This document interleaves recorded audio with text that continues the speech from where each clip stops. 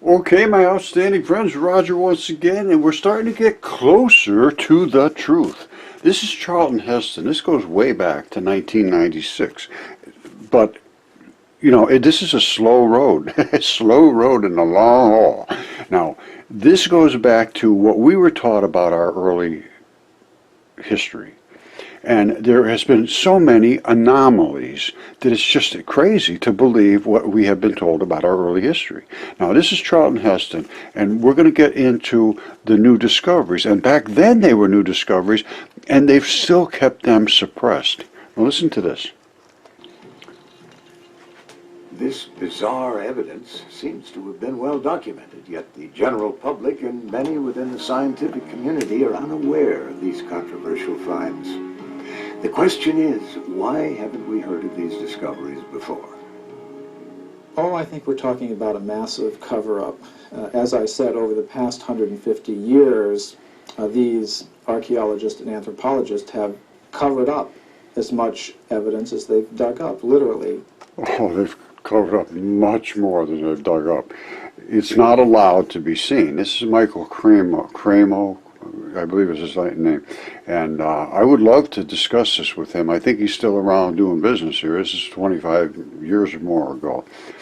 But I haven't been able to get through to literally anybody about my stuff on either side of the equation because it's so spectacular that nobody wants to look into it. But here, I'm going to show you what it is. It's real. Now, they're trying to account for the flood and theories and so forth. Listen to what they have to say. Good documented 3 Earth crust displacements in the last 100,000 years. They're talking about this Earth. We believe that they happen every 41,000 years. The last one happened 11,500 years ago. So we're not due for another Earth crust displacement for 29,500 years. Now, let me just say, when they talk about these things like they're certainties, they have absolutely no idea what they're saying, to be perfectly honest with you. It's total guess. Now, I could be wrong, they could be wrong, but my feeling is, if you look for Velikovsky's account of why we had this cataclysm, it was we almost got hit by Venus, and that was recorded in every civilization that was on the face of the planet. He did the research. Velikovsky was the one that knows precisely what happened and how we became flooded. According to Hapgood's theory, this cataclysmic shift is caused by an imbalance of ice on the polar caps. Over time, ice builds up at the poles, reaching as much as 2 miles in thickness. The tremendous weight of the ice causes an imbalance on the globe. The ice shifts, dragging the outer crust and the continents in one piece to new positions. The polar caps are now in a warmer climate where they begin to melt, while temperate lands are in the polar regions where they freeze and build up ice. All right, there is some degree of truth to what they're saying there. We are shifting, but it's because we are spinning into particles that are pushing us backwards, charging the Earth up. It's not that it's getting too heavy in one spot and then rolling over. It's being pushed to flip, and we get a polar flip every now and then. And it could be cataclysmic. I don't know when the last one happened, but I can tell you what happened 3,500 years ago, according to Velikovsky, and according to everybody that was alive at that time. They said for 7 days there was an approach of a brilliant object that almost concussed with Earth, and it literally impacted our atmosphere, combusted things, boiled oceans and waters. The Earth wrenched, and from the bowels of the Earth, the depths of the Earth, it gushed waters up. The concussion of the atmospheres condensed the water molecules in the air, hydrogen and oxygen, turned them back into water. And that just gushed all over the Earth. And the survivors said there wasn't enough oxygen hardly on Earth to make fires after that for a while. So it was a pretty serious event, and it was by a comet and not ice. If Hapgood's theory is possible, and land masses can suddenly shift 2,000 miles, it might explain how an entire continent and its people could have been lost to history. I think Velikovsky's account is much more credible. All right, there's some confusion here as to whether it was Venus or it was Saturn, but I believe it was Venus, was ejected from the feared god Jupiter. It came and almost concussed with us. And it says, with the end of the 7 days of light, the earth became enveloped in waters of cosmic origin, whether coming directly from Saturn, and Saturn is known to contain water, or formed from clouds of hydrogen gas ejected by the nova and combined with the powerful electric discharges with Earth's own free oxygen, definite indications of a drastic drop in the atmospheric oxygen at the time of the deluge. And this was, like I say, 3,500 years ago, and recorded everywhere. The survivors of the catastrophe are said in several sources to have been unable to light fires. All right? That's because they used up all the oxygen to make back water. The Midrashim and other ancient sources describe the waters of the flood as being warm. That's because this brilliant, glowing comet, it turned the moon brighter than the sun, it said. And the comet, of course, was much brighter than the sun. And it illuminated everything so brilliantly that it boiled, literally boiled, they said, the waters. In addition, the waters may have been rich in chlorine, with the element in combination with sodium formed salt, and that's from the bodies that were being boiled. Marine geologists unable to trace the origin of huge amounts of chlorine locked in the salt of the oceans, and that's because the people were boiled in the oceans. The Earth's own rocks being rather poor in this element, incapable of supplying it in needed quantities. Chlorine may thus be an extraneous origin, being a very active element. It could possibly be present in some different combinations on the Saturn. Now, I say it's just from the bodies of the creatures being boiled. After the deluge, many new forms of life came into being, especially plant life. Thus it happened that Saturn was later called a god of vegetation. Fraser in his Golden considered Osiris and Tamaris to be nothing more than vegetation gods. This is talking about the gods and what actually did happen during this time. And this was all recorded, and that's why they were praising all these gods. There was literally gods. I don't care how you cut it. That's what my research indicates that 100%. And all of the people that were writing these texts and all of the ancient myths talk about this. And I have found that it's just not a joke. It's something to study deeply. The Midrash sources relate that during the deluge, all the volcanoes erupted, and other ancient accounts assert the same. So this is Velikovsky's own words. This is not me talking. And the hydrosphere, which is the water, vastly increased.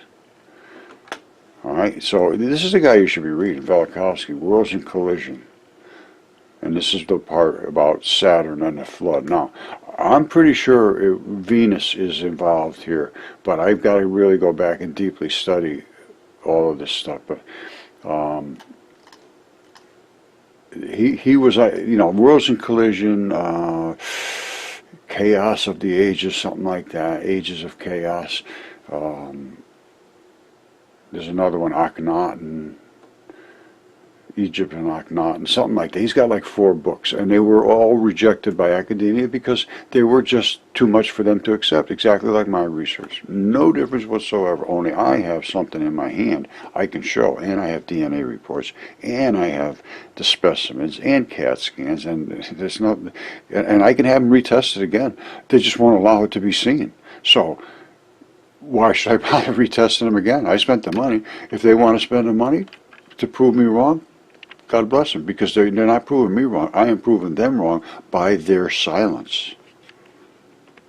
Okay, my friends, this is going to be fun. When I was a kid, I think the name of it was Incredible Voyage or Incredible Journey, something like that, where you got in a little capsule and you went through a human body.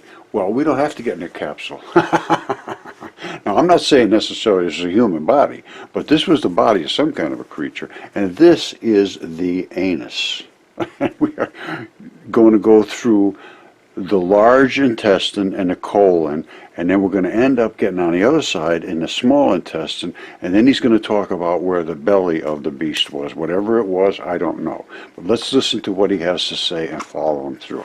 Now, this is mobile instinct too. Nice job. You did a real good job, and I appreciate being able to show this. And here we go. What you would think the belly of a dragon would look like. It's bone dry today, but You see that? This is all biology. Everybody that's in the mud fossil business here understands the red and so forth. That's all ferrous oxides from red blood and sure flesh. this area probably fills up with water. But yeah, I'm going to just take a quick walk through. It's a pretty interesting place. You know, a lot of people have posted things on Instagram and on YouTube about this, but I have never seen it. So for those of you who are in my situation, who have never seen it, have never been here, this will be an interesting video. So you can see what's left of the culvert here. Now let me just explain to you before he's goes any further. Originally they say they cut this to let water come through here.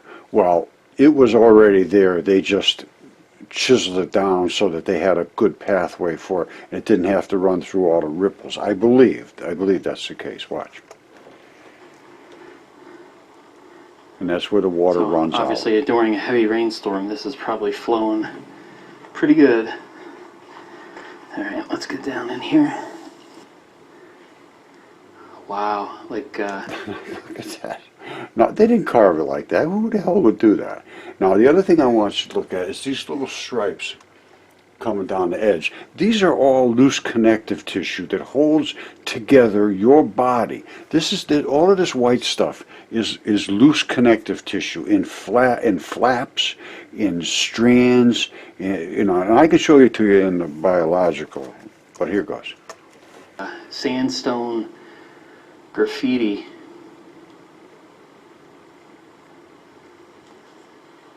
So the original culvert is all up here, but over time the water has worn away the sandstone and created this. You see the stripes here? Nobody carved these stripes. Nobody carved these ones over here. They're going to be all over the place the same way, because this is the loose connective tissue that held these curved sections of the intestine. This pathway through here, and it also, the wind and the water have created these ripples that make it look like, that's why it's called the belly of the dragon, because it looks like you're in the digestive system. I mean, that's why they call it the belly of the dragon. I honestly don't think this is a dragon, to be perfectly honest with you, but let's go. walking in the belly of a dragon.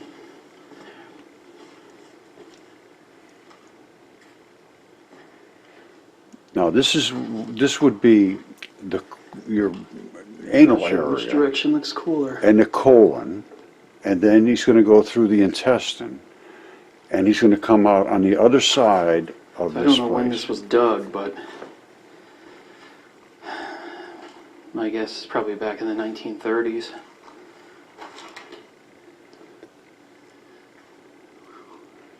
Now, this is the large intestine. The bottom is sand. Now, right now we are inside the mountain and the highway is above us, like I said. Certainly people have walked in here. It's a pretty popular little tourist attraction, fun for kids and everything. I was told it's been shut down. Man, this starts to glow. Now, look over here at this loose connective tissue on the wall. We're coming out of the large intestine, and now it's going to be open on the other side. Look at this. You'll see all kind of loose connective tissue in here. Now, love it or hate it, this stuff will eventually just... See, and the white is right behind it, because you have layers of tissue. There's layers of white, there's layers of red, there's layers of white.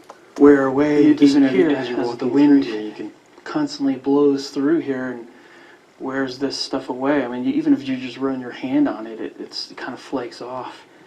So it's just an You see the ever-changing connective wall. tissue? The- See?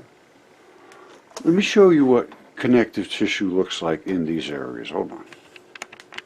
You know, at first I thought it was the anus, but I'm not sure. It's somewhere in the guts. Let's put it that way. Somewhere in these lobey-looking things.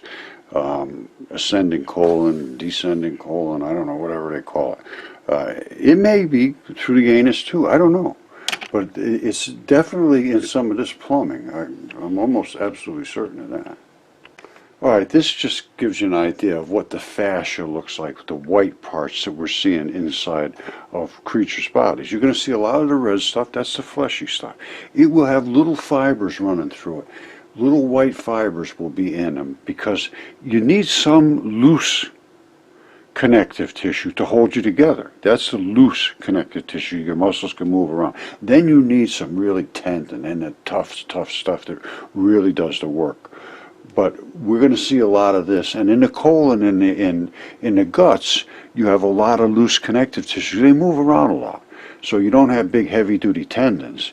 You have that white-looking fibrous stuff we just saw. Now, as you saw in that layers, you have layers of red and then layers of white and layers in red.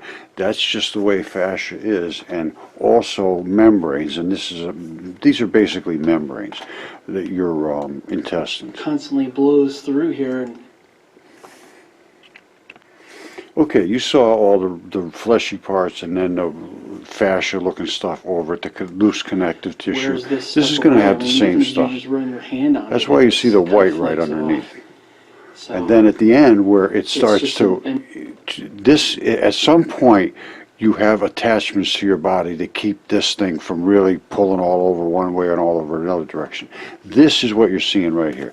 This is an interstitial attachment. Wall. You see that's coming down there. That's fibrous. So that's going to lock in somewhere, and here's where it locks in. And then it splays off this way and that way. And now we're seeing a lot of lock-in.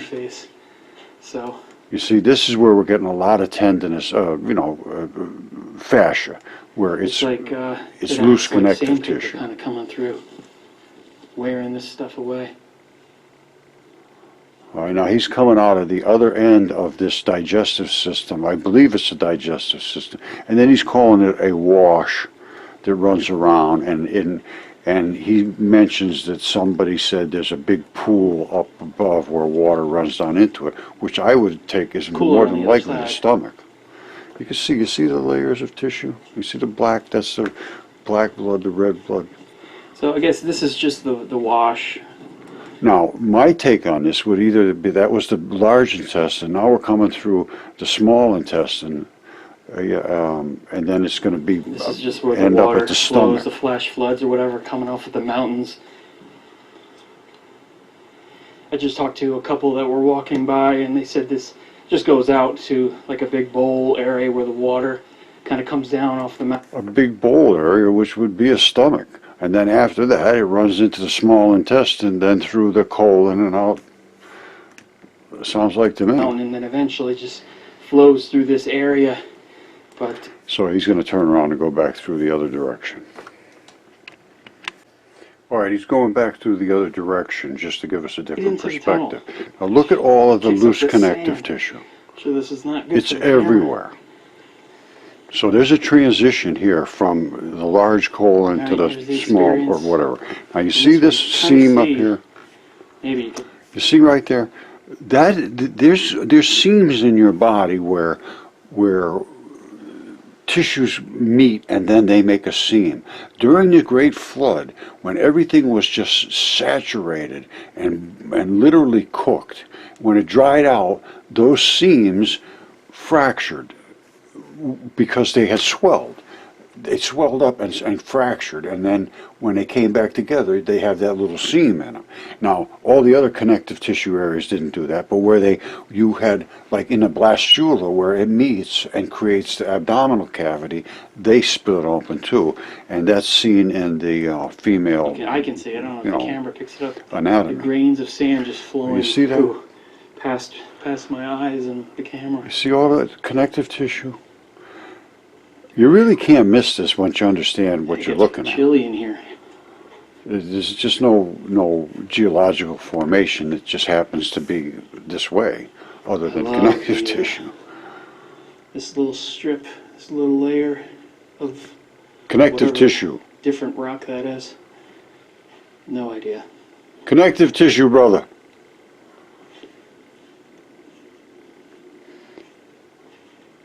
And then he goes back straight down the other, all the way out the other I see end. some people just either climbing in He's or seen a lot climbing of out. dust because apparently this wind just funnels right through here, he said.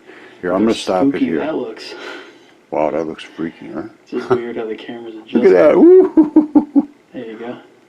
The guy with his kids. Okay, I'm going to go to the next shot. Check this out.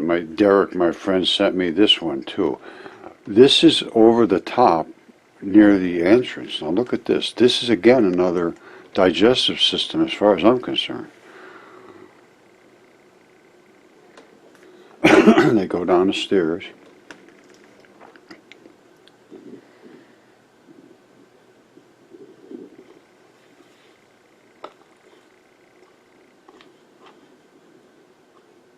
This is obviously pretty ancient.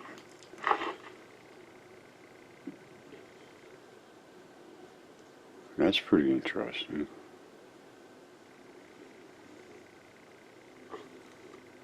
I don't know where this is. Anybody can read that. God bless you. Because I can't. And here it is again. Now look at how long this thing goes.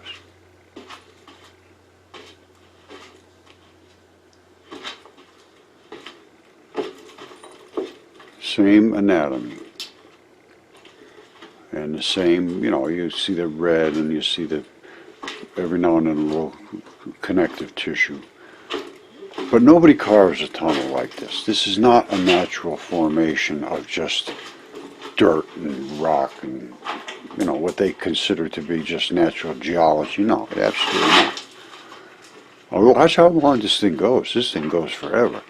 And I believe when he gets up here towards the end, he's actually going to be going into, which might be, like even right here, he's going from the large intestine into the small intestine, or he's going into the appendix. I think this might be the appendix right here. I don't know. I'm telling you, this is just the craziest stuff I've ever seen in my life. Now, where that goes, does it end up? Or,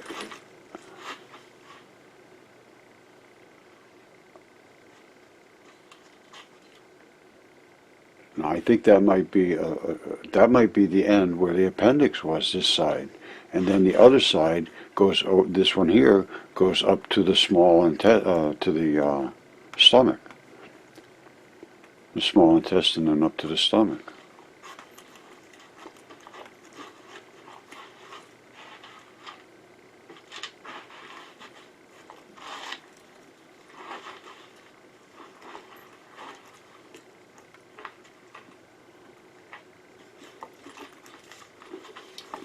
I mean, I got to be honest with you, I have no idea, but I would say this is in somewhere in the digestive system. Yikes, run for your life.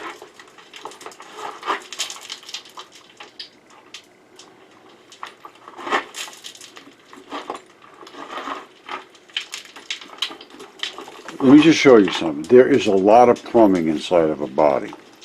Now that's just a human gut and all the different plumbing and tubing. And he's still rolling around in there. It's been going on for about 10 minutes now. No, actually it's only about 4.5 minutes long, but it seems like he's been walking for a very long distance in this same architecture. So he's inside of somebody's gut or something's gut. And there's two human-looking creatures standing up there shaking each other's hand or doing something with each other.